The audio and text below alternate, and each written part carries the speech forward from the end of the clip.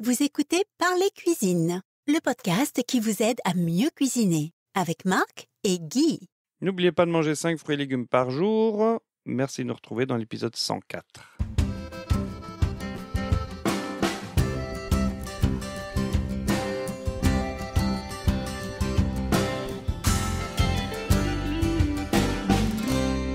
Madame, mademoiselle, monsieur, bonjour, c'est Marc. Je vous retrouve avec Guy. Bonjour Guy. Bonjour Marc. Et bonjour à tous. Alors, 5 fruits et légumes par jour. J'entends qu'on nous rabâche les oreilles avec ça depuis quand même maintenant quelques années. Non seulement en France, mais aussi en Angleterre. One of your 5 a day, ce qu'ils n'arrêtent pas de dire. Bon, moi, j'avais pas ça quand j'étais petit. Ça m'a pas empêché de grandir. Mes parents non plus n'avaient pas ça. C'est quoi cette histoire 5 fruits et légumes. Pourquoi 5, Guy? Bon, alors il faut revenir un petit peu à toute cette histoire-là. On s'est rendu compte que nos ancêtres mangeaient davantage de fruits et de légumes que nous, tout simplement parce qu'ils en avaient souvent la production. Les gens avaient des jardins, avaient des vergers, donc ils mangeaient des légumes. On se rend compte également que les légumes sont pleins de bienfaits, ça apporte des vitamines, ça apporte des sels minéraux, ça apporte de l'eau. Maintenant, l'eau évidemment on peut la trouver tout simplement au robinet. Alors, on s'est rendu compte que l'alimentation, après la Seconde Guerre mondiale, est devenue une alimentation beaucoup plus riche en produits d'origine animale, d'origine carnée. Alors ici, je ne fais pas du tout une polémique entre les véganes et pas les véganes. C'est plutôt le fait de dire que la viande est associée, à un niveau social et surtout, je dirais, économique. Manger de la viande est signe de richesse. Avant, Mais ça, c'est dans la tous les pays viande. du monde, hein.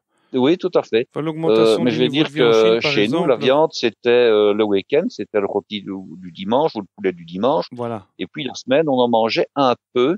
On mangeait des protéines sous des formes différentes. On mangeait davantage d'œufs. On mangeait des omelettes. On mangeait des crêpes. On mangeait du pain perdu. Ça servait de repas. Et on mangeait éventuellement un peu de viande, je dirais, sous forme de lard dans du potage, C'était dans surtout ce qu'on pour le appelait des gras. soupes. Hein. On mangeait beaucoup de gras Non, de la viande, non? on mangeait de lard aussi pour la viande maigre qui se trouve dans la partie maigre du lard, mais je vais dire que on ne mangeait pas systématiquement un steak tous les midis, voilà. On Oui. mangeait la viande sous d'autres formes et on en mettait moins, on en mangeait moins. Et puis on s'est rendu compte que la viande, elle avait des bienfaits puisque c'est elle qui nous a fait prendre 7-8 centimètres depuis un siècle, donc les protéines c'est pas mal. Oui, et 5 à 10 kilos. Elle a un effet, c'est que la viande, pour sa digestion, fait travailler les reins, qu'il y a une production d'urée, et que manger trop de viande peut avoir des effets négatifs sur le système cardiovasculaire en fonction de la matière grasse qui s'y trouve quelquefois. Quand il s'agit de viande un peu grasse, et c'est fait que les viandes animales ne sont pas réputées pour être, disons, attachées à de bonnes graisses, contrairement aux légumes ou aux produits d'origine végétale. Et on a remarqué également que la consommation de viande avait tendance à diminuer depuis quelques années. Donc, on est passé de plus d'une centaine de kilos par an de viande confondue et par personne. On est maintenant dans les 80, dans les 70, dans les 60 kilos. Donc, Oui, on diminue tout doucement. Tandis que dans les pays en voie de développement, la consommation augmente. Par contre, hein. oui. C'est vrai que, bon, en tant qu'économiste, moi, j'observe que les habitudes alimentaires suivent souvent les cycles économiques et surtout l'impact que ça a sur la population. Donc, généralement, en période de crise, ben, les gens, ils coupent sur les morceaux de viande, ils s'orientent vers des viandes beaucoup plus abordables, comme le poulet ou le porc. Oui, le poulet qui, au demeurant, est abordable maintenant, mais qui était un produit de luxe il y a encore 40 ou 50 ans. Oui. Ou alors, tu sais, quand j'étais petit, le cabillaud, on te le jetait à la figure tellement c'était bon marché. Ah oui, Maintenant, ça devient maintenant, une c'est viande de un luxe, hein. poisson de luxe, hein. Voilà. Généralement, quand on a une période de crise comme on a depuis 2008, hein, on a une espèce de stagflation. Le pouvoir d'achat n'augmente pas, mais les prix augmentent avec toute une série d'artifices qui me révoltent.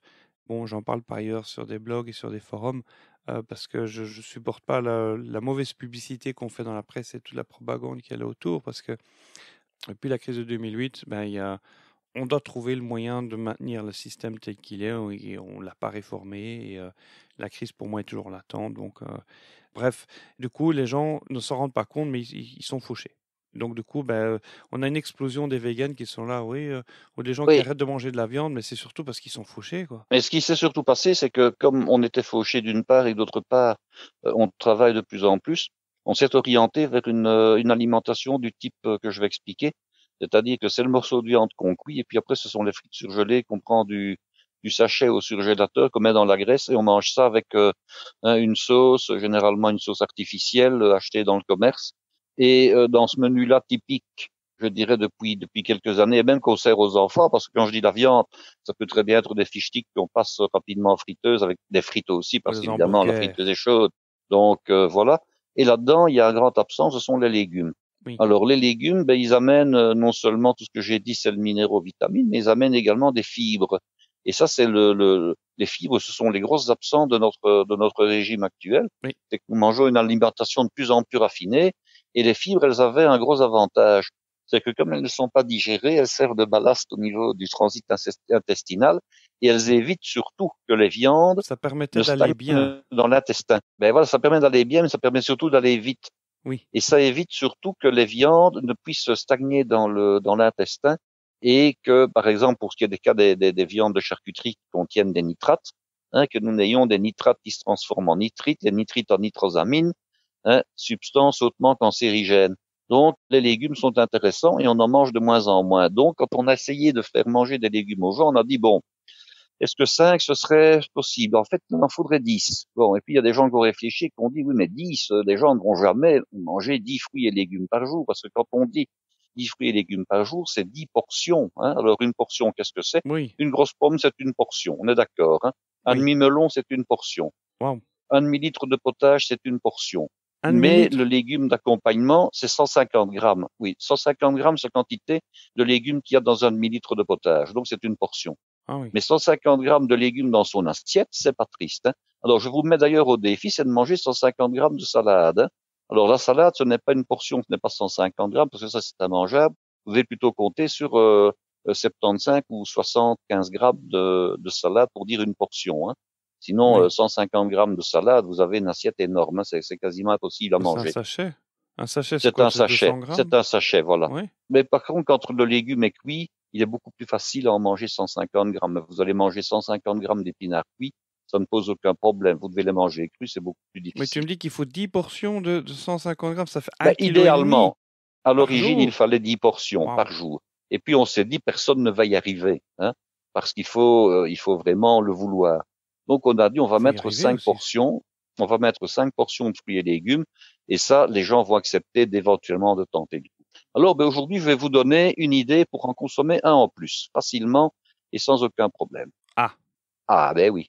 Un moyen agréable de consommer des légumes. Ah, ben, pour ceux qui aiment ce légume-là, en tout cas, c'est la tomate. Alors, la Qui est tomate, un ben, on la fruit. connaît c'est qu'est un fruit. Alors, on la connaît sous toutes ses formes, On la connaît sous forme de coulis, on la connaît dans les pizzas, dans la sauce spaghetti. On a les tomates farcies, on a Ketchup. les tomates en tant que légumes dans une salade, on a les tomates vinaigrettes, on a tout ça.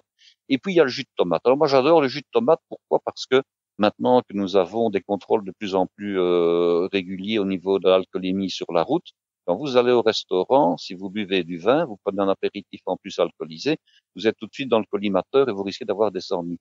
Donc, en prenant un jus de tomate à l'apéritif, ben, on évite déjà une dose d'alcool au niveau de l'apéritif et on peut consommer un peu de vin après. Alors, le jus de tomate, je suis allé dans un restaurant il y a à peu près 2 ans avec un collègue, un ancien collègue, et je prends mon jus de tomate habituel et le patron qui était en salle me propose, il me dit, écoutez, vous l'assaisonnez vous-même ou bien je m'en charge? Il me dit, je dis non, faites-le vous-même. Mais je peux vous dire que j'ai bu plutôt le meilleur jus de tomate de ma vie et j'en ai me recommandé un deuxième. Alors, je me rappelle qu'il y avait de l'huile au-dessus du jus de tomate avec des choses dedans. Ah. Ah oui, oui, oui, oui, oui. Et alors, bon, je n'ai pas demandé ce que c'était. Et puis ici, j'apprends, il y a à peu près un mois de ça, que l'établissement en question va fermer. Mon collègue va s'y rendre.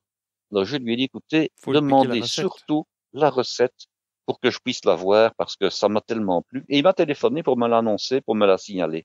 Et c'est celle-là que tu vas partager avec nous. Ah, je vais même partager mieux. J'ai Tu même l'as mieux fait que ça. améliorée. Je l'ai amélioré, Ah. c'est encore mieux. Alors j'ai appris Exceptionnel. d'une part que le jus de tomate, ce n'était pas du jus de tomate en bouteille, disons classique. En fait, il prend de la passata, donc une tomate qui est déjà cuisinée, et Oui. alors il l'allonge et ça lui sert de jus de tomate. Bon, ça, je ne dis pas qu'il est nécessaire de le faire. Alors moi, j'ai fait quelques petits tests ici. J'ai acheté de la passata et je voulais utiliser des tomates fraîches. Donc, qu'est-ce que j'ai fait avec mon mixeur? J'ai moulu les deux, j'ai réduit les deux, j'ai allongé avec un petit peu d'eau et j'avais un résultat qui me convenait. Et puis après la passata, j'ai essayé avec du coulis de tomate cuisiné de ma marque préférée, où là il y avait encore des morceaux. Et c'est un coulis de tomate pour une boîte de 400 grammes qui se trouve en plusieurs variétés. Il y a soit nature, il y a soit à l'ail, il y a soit au basilic, il y a soit aux légumes. Enfin bon, j'avais pris nature et j'ai de nouveau ajouté 2 tomates et puis j'ai aussi fait l'essai en mettant un morceau de concombre. Alors je dois aussi expliquer que pour faire ça, j'ai utilisé un mixeur plongeur, donc le mixeur traditionnel qui sert à passer les potages. Et là, j'ai quand même une petite remarque à faire. Oui. Il y a quelques années, j'avais acheté un mixeur pour moins de 20 euros, hein, dans un magasin qui vend à bas prix et qui change ses articles toutes les semaines et que chacun aura reconnu. Espace Potage m'a rendu d'immenses services, si ce n'est que bon, on va dire qu'il moulinait le potage plutôt que de le mixer. Et puis j'ai Quelle est la acheté, différence entre mouliner et mixer? c'est-à-dire qu'il y en a un qui est beaucoup plus finement passé que l'autre. Il y en a un où Ah, on voit encore des petits morceaux, des fils, ok. etc. Tandis que l'autre, lui, quand c'est passé, c'est vraiment une purée limpide. Et puis, comme je n'étais plus trop content de ce passepotage-là, j'ai acheté un mixeur bocal dans une marque américaine très connue. J'ai payé très cher. Évidemment, ça donne de superbes résultats, mais c'est un gros bazar à laver après, puis ça tient de la place dans la cuisine. Donc, ce n'est pas toujours pratique quand on a une petite cuisine. Alors, je me suis dit, il doit y avoir une solution intermédiaire. Et je suis allé dans un magasin d'électroménager. Et là, j'ai acheté donc un passe-potage plongeur, donc un mix-soupe traditionnel, on va dire, mais j'ai mis le prix. Alors honnêtement, il n'y a pas photo, hein. Si vous achetez un mix-soupe plongeur à 20 euros, vous avez un résultat. Si vous en achetez un qui coûte plus de 100 euros, je sais que c'est un petit investissement, mais parfois ça vaut la peine. Là, vous avez vraiment un résultat, comme pour le mixeur bocal, hein, qui C'était un coûte 6 fois professionnel? plus. C'est un semi-professionnel. On va dire que c'est un ménager, mais vu son prix, on pourrait dire que c'est un professionnel, hein, ou en tout cas semi-professionnel. Alors, pas question évidemment de mixer une marmite de 40 litres, c'est pas prévu pour, hein. On doit rester dans des quantités traditionnelles. Par contre, ici, donc j'ai essayé, hein, je vais vous dire ce que j'ai fait. J'ai pris des tomates entières avec la peau, les pépins, tout le bazar, hein, je les ai simplement coupées en 4. J'ai mis du concombre, j'ai mis un demi-concombre avec la peau et les pépins, hein, j'ai simplement coupé le bout. Et puis j'ai mis le fameux coulis de tomate cuisiné que j'avais acheté, j'ai mixé le tout. Il n'y a plus rien, il n'y a même plus un pépin, il n'y a même pas un bout de peau, ni de Waouh. concombre, ni de tomate, tout est mixé de manière extraordinaire. Il faudrait même pas le passer aux Chinois pour avoir quelque chose de soyeux. Tout a été mixé. Par contre, les fameuses fibres qui sont dans les légumes sont toujours présentes. Elles n'ont été que mixées, elles n'ont pas disparu, elles sont toujours là. Donc, ce que vous pouvez faire pour avoir quelque chose, disons, de convenable, c'est d'utiliser d'une part un coulis de tomate cuisiné, hein, comme ça vous n'avez pas de l'âcreté, disons, de tomates, et puis vous mettez des tomates fraîches, et je pense à cela parce que nous allons arriver dans une période où les tomates vont quasiment être pour rien, hein, surtout les tomates qui ne sont pas calibrées. Ou bien vous avez des tomates éventuellement dans votre jardin, ou bien vous en recevez de quelqu'un, de votre voisin, donc les tomates, à la limite, on va quasiment les donner pour rien, hein. Donc c'est Oui. le moment de faire du jus de tomate. Alors, il faut le faire au fur et à mesure. Il ne faut pas faire du jus de tomate et dire je vais le congeler. Ça ne sert à rien. Pourquoi? Parce que congeler de l'eau, ça n'a pas d'avantage. Donc, il faut le faire et les consommer, je dirais, le jour même. Vous pouvez prévoir sans aucun problème l'équivalent d'un demi-litre par personne, donc l'équivalent de 500 grammes. Donc, pour faire vos petits calculs, c'est pas compliqué, hein. Une boîte, par exemple, de tomates cuisinées. J'ai bien dit des cuisinées. Ne prenez pas des cubetti qu'il faut encore cuire, hein. Ça ne marche pas. C'est pas bon, hein. Ça va être acide. Donc, vraiment du coulis de tomate qui est déjà cuisiné. L'idéal, c'est de prendre, par exemple, le coulis de tomate qu'on met sur des pizzas. Là, vous êtes sûr qu'il est cuisiné, qu'il est suffisamment cuit. Hein, si vous avez un doute, vous prenez celui-là. Donc, vous mettez à peu près moitié-moitié de ce coulis, l'équivalent en tomates fraîches que vous coupez, vous mixez, et puis vous allez avoir une espèce de purée. Il va vous falloir allonger avec de l'eau ou éventuellement avec de la glace pilée. Alors, là-dessus, qu'est-ce que vous pouvez mettre comme assaisonnement? Alors, j'ai trouvé en grande surface de l'huile comme on met sur les pizzas. Alors, cette huile-là, j'ai été vérifier, c'était de l'huile de tournesol avec des flocons de piment rouge et avec de l'ail. Et c'était déjà très bon. Alors, ça ne m'empêche pas que je mets autre chose. Je mets toujours du sel de céleri. Alors, il est nécessaire d'en mettre pourquoi? Parce que les tomates fraîches que vous avez mises, elles sont très fades. Donc, vous devez ressaler. Donc, vous mettez du sel de céleri. Vous mettez l'équivalent d'une ou 2 cuillères de cette huile-là, en prenant bien la précaution de la mélanger de manière à ce que les épices soient mises en suspension dans l'huile. Je mets également du jus de citron, je mets également un petit peu de sauce anglaise et je mets encore 2-3 tours de moulin de poivre. Et là, j'ai quelque chose de superbe à boire, quelque chose de rafraîchissant, quelque chose d'assaisonné. C'est génial. Et puis, je me suis dit, mais bon sang de bonsoir, cette huile-là, moi, ça me dérange, j'aurais préféré de l'huile d'olive. Donc, j'ai décidé de créer mon propre mélange d'huile aromatisée pour le jus de tomate. Alors, je vais vous dire ce que j'y ai mis. Donc, j'ai pris une belle huile d'olive de couleur jaune, et j'ai acheté plusieurs épices. Alors, je vais vous donner le nom des marques. Excuse-moi, mais l'huile d'olive, c'est quelle marque? Parce que moi, j'ai surtout, Ah non, ça je c'est pas suis, très grave. je suis J'ai très, acheté une huile d'olive basique en fait. mais qui est typé ou bien qui est plutôt neutre? Non, j'ai acheté une huile d'olive, bon, qui sent évidemment l'huile d'olive, qui est jaune, ce n'est pas une verte, hein, donc elle n'est pas acide. Ok, Néanmoins, c'était une huile d'olive de marque de distributeur, donc ce n'était ok, pas une huile d'olive ultra chère. oui, ok, Alors, j'ai acheté comme épice un mélange, bon, de la marque Santa Maria, mais bon, qui existe peut-être pas partout, évidemment, hein. Mais le mélange, c'était du chili and lime. Donc, c'était de l'écorce de citron avec du piment. Il y en mhm, avait pour 46 grammes. Ensuite, j'ai acheté dans la même marque des épices pour les plats italiens. Là, c'était un flacon de 80 grammes, pasta rossa. Ensuite, j'ai mis un flacon d'ail en poudre. Donc là, vous comptez l'équivalent d'une cinquantaine de grammes d'ail en poudre. Et puis, j'ai mis un tout petit peu de romarin mondé, l'équivalent de 6 grammes. Et puis, j'ai mis également de l'origan et de la marjolaine. Voilà. dans Donc, quelle j'ai mis tout quantité? ça au l'équivalent d'une vingtaine de grammes chaque, parce que ça, c'est beaucoup plus léger, hein. Oui, Donc, pour faire ce mélange-là, il faut enlever une partie de l'huile de la bouteille. oui, Hein, donc, il faut enlever l'équivalent d'un décilitre et demi d'huile de la bouteille. Et puis, avec un entonnoir, on met toutes les épices dans la bouteille et on mélange. Et on a comme ça une bouteille d'huile qui est vraiment, vraiment, vraiment épicée. et tu dois laisser macérer combien de temps? Je n'ai pas laissé macérer du tout, je l'ai utilisé dès le départ. Ok, Donc, j'ai utilisé cette huile-là, et je peux vous dire que comme il y avait un peu de sel dans certaines des épices, en tout cas dans la première, il y avait un tout petit peu de sel, cette huile-là me plaît tellement que je la boirais à la cuillère, et c'est ce que je fais de temps en temps. J'en prends une cuillère comme ça, rien que pour le plaisir. Alors, quand je fais mon verre de jus de tomate, je prends un grand verre. Vous savez, les grands verres, comme on a maintenant l'habitude de servir les jeans avec des glaçons, avec du tonic, donc le grand verre ballon, là, hein, oui, le verre qui fait 6-7 décilitres, hein. Je mets du jus de tomate, donc de ma confection là-dedans. Je mets mon jus de citron, je mets mon trait de sauce anglaise, je mets le sel de céleri, enfin, le sel au céleri pour être plus précis. Je mets 2-3 cuillerées de l'huile de macération que je viens de vous expliquer, et je redonne encore 2-3 tours de moulin à poivre, et puis je mélange convenablement. Alors cette histoire-là glacée, ça vous fait un apéritif sans, je dirais quasiment sans calories. D'accord, il y a les calories de l'huile d'olive, mais enfin, ce sont de bonnes calories, hein. Ce n'est pas une calorie vide oui. comme l'alcool. Ça vous évite de boire un verre d'alcool. Ça vous amène par les tomates que vous mettez énormément de bienfaits au niveau de substances qui sont anticancéreuses. Vous avez l'huile d'olive qui est une très bonne huile au niveau alimentaire. Vous avez de l'ail, donc qui fait diminuer la tension. Bref, vous n'avez que des bienfaits à vous faire un jus de tomate naturel. Peut-être pas tous les jours, mais une fois ou deux par semaine. Ça, c'est génial. Et l'été qui arrive, vous allez utiliser vos tomates de cette manière-là, sans vous en rendre compte. Mais dis-moi, Guy, petite question de novice. Est-ce qu'on peut mettre des glaçons là-dedans pour Ah servir? ben moi j'en ai mis, donc forcément, comme on est obligé d'allonger un petit peu le jus de tomate, sinon il serait trop épais, il serait un peu pâteux, hein. Vous pouvez très bien mixer des glaçons en même temps, hein. Ok. Et donc, si on rajoute un trait de vodka, ça fait un Bloody Mary? Et si on ajoute un trait de vodka, parce que j'y ai pensé, ça vous fait un Bloody Mary aromatisé. Ah oui. Bah, pourquoi pas? Bah, si vous êtes Alors l'option du concombre, disons, vous rapprochera à ce moment-là un tout petit peu du gazpacho, ok? Ok.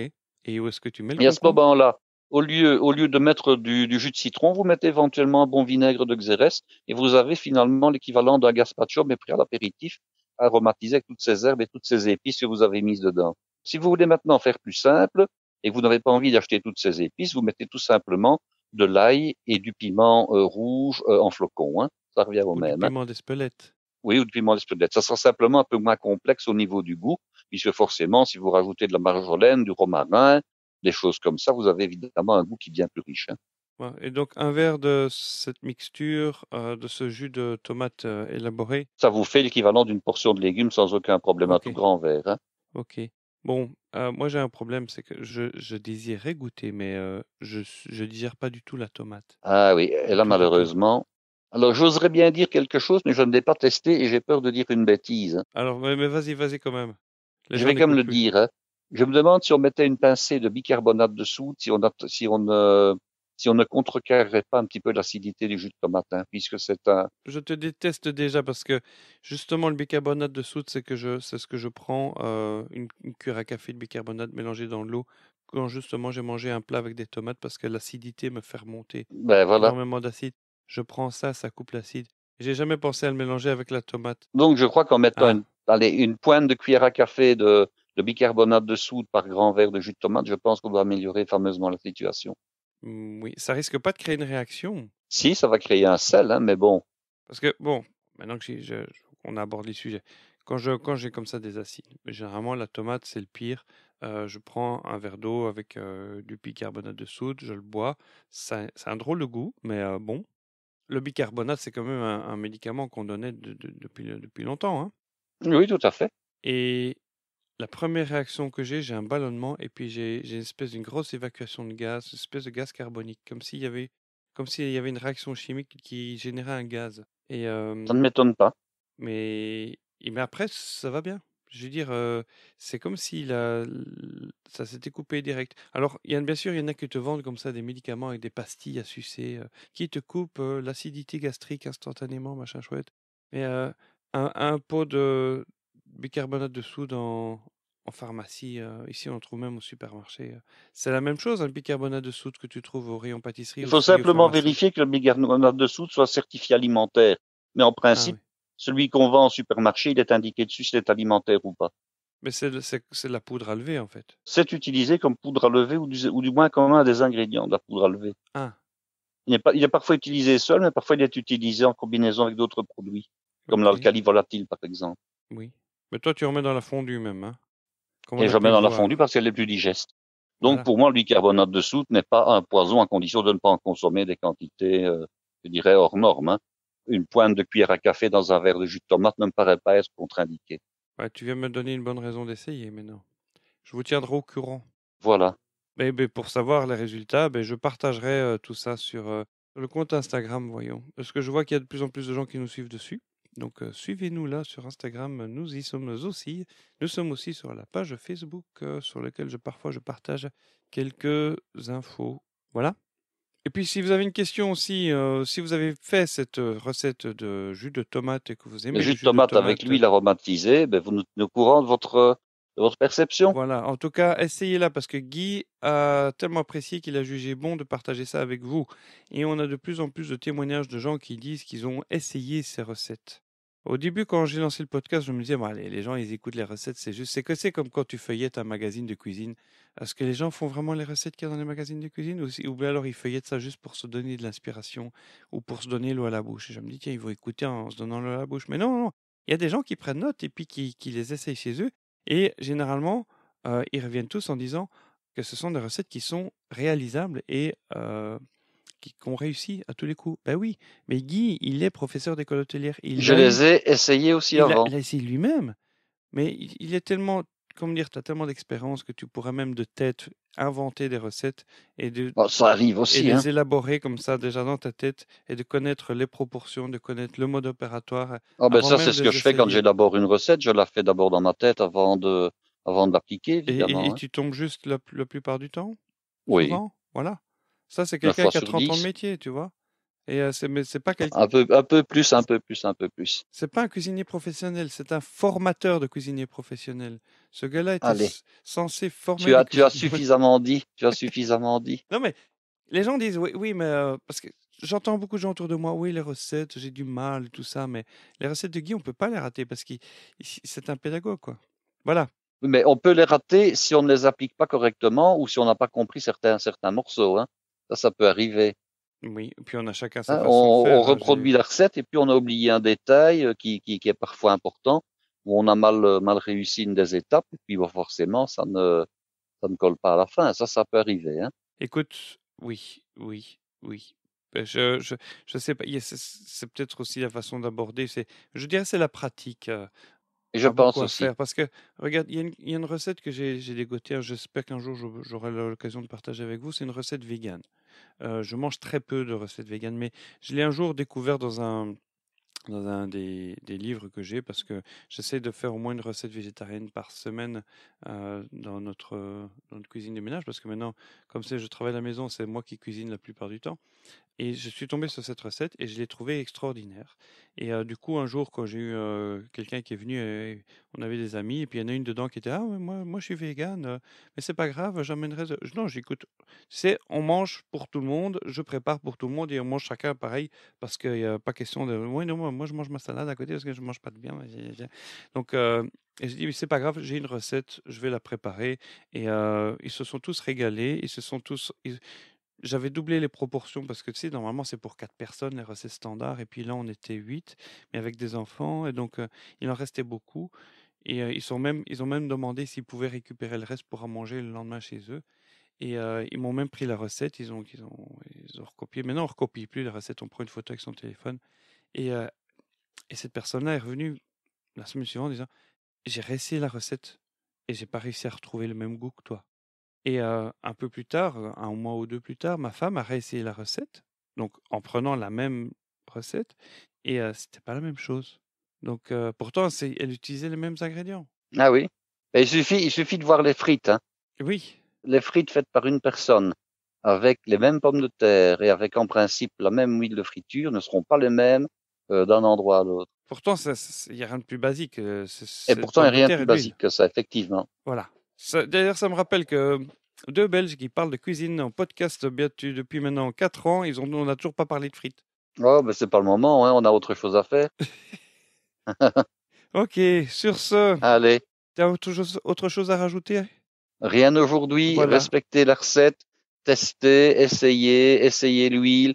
Si vous n'avez pas envie de faire le mélange vous-même, allez en grande surface, vous achetez une bouteille d'huile à pizza style italienne avec du piment rouge et de l'ail, vous essayez déjà avec ça pour vous faire une petite idée. N'oubliez pas un peu de citron, n'oubliez pas un petit peu de poivre, de sel de céleri, un petit tour de moulin à poivre, de la sauce anglaise.